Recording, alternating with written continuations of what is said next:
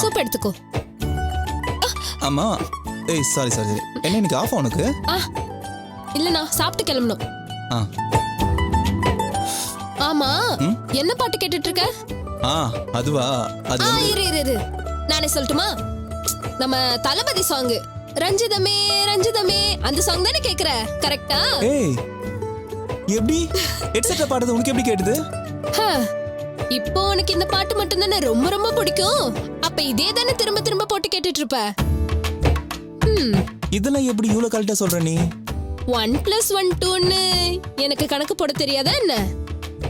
சுதா இங்க பாரு, நீ ஏதோ சிம்பாலிக்கா சொல்ல வரேன்னு தெரியுது. ஆனா அது என்னன்னு சுத்தமா எனக்கு புரியல. உனக்கு உண்மையிலேயே புரியலையா இல்ல புரியாத மாதிரி நடிக்கிறியான்னு எனக்கு ஒண்ணும் புரியல. சுதா நீ எதுக்கு இப்போ சுத்தி வளைச்சு கேட்டுட்டு இருக்க?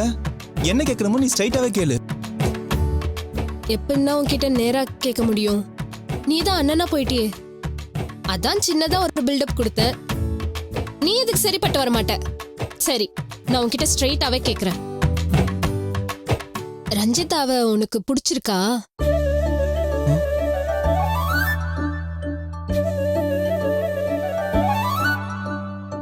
அவளை நீ லவ் பண்றியா?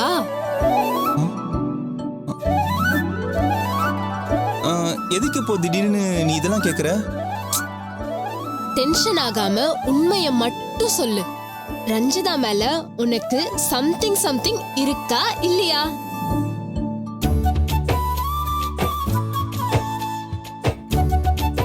அதெல்லாம் ஒண்ணும் இல்ல.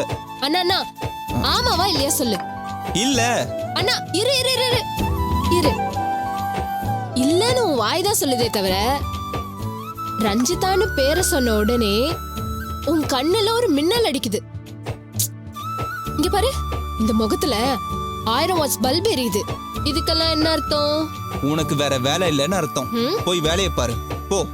ஏய் என் வேலையே தானே, உன்னை விட மாட்டேன். அண்ணா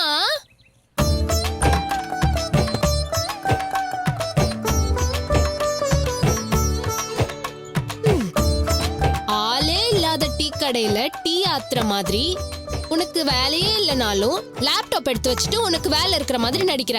சுதா உனக்கு என்ன வேணும் இப்போ? என்ன பிரச்சனை உனக்கு? சும்மா உருட்டாத. ஆக்சிடென்ட் ஆனதுக்கு அப்புறம் நான் உங்க 2 பேரையும் கவனிச்சிட்டு தான் இருக்கேன். நீங்க பேசுறதையும் பழகிக்கிறதையும் பார்த்தா எனக்கு என்னமோ நார்மலாவே தெரியல. சுதா உன் பார்வையில தான் கோளாறு இருக்கு. ரஞ்சிதா உன் ஃப்ரெண்டு, நம்ம வீட்ல குடியிருக்கிறவங்க. அந்த லிமிட்டோட தான் நாங்க 2 பேருமே இருக்கோம்.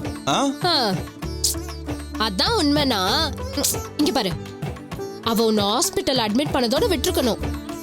அவ எதுக்காக உன் பேர்ல அர்ச்சனை பண்ணணும்? அவ உனக்கு ஒண்ணுன உடனே அவ எதுக்கு பதறி துடிக்கணும்?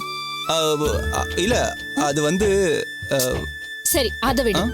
நடு ராத்திரி போன் பண்ணி ஏன் அவ உன்னை பத்தி விசாரிக்கணும்? உன்னை பாக்குறதுக்காக விடிய காலையில 3 மணிக்கெல்லாம் அவ எதுக்கு வரணும்? இல்ல சுதா, அவங்க நம்ம எல்லார் கூடயும் எமோஷனலா அட்டாச் ஆயிட்டாங்கல்ல, அந்த அக்கறையில கூட அதெல்லாம் கேட்டிருப்பாங்க. சும்மா வித்யா மாதிரி நீயும் சந்தேகப்பட்டு இருக்காத. அண்ணா அக்கா கேட்டதையும் நான் கேட்டதையும் கம்பேர் பண்ணாத. உங்களுக்குள்ள எதுவும் இருக்க கூடாதுன்னு அக்கா நினைக்கிறா.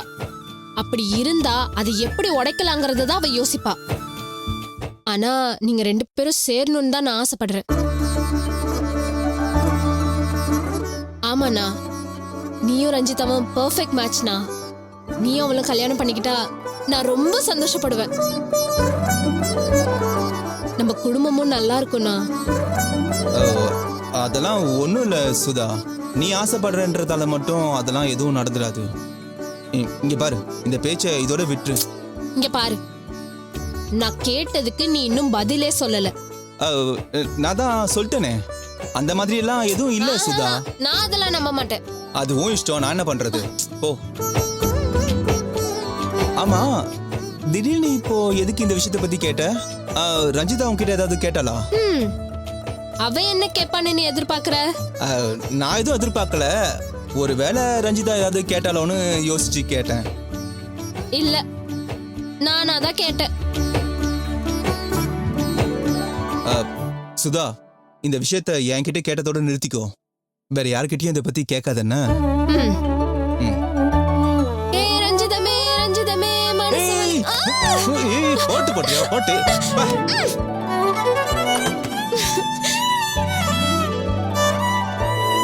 நான் நினைச்சது சரிதான். அண்ணனுக்குள்ள லவ் இருக்கு.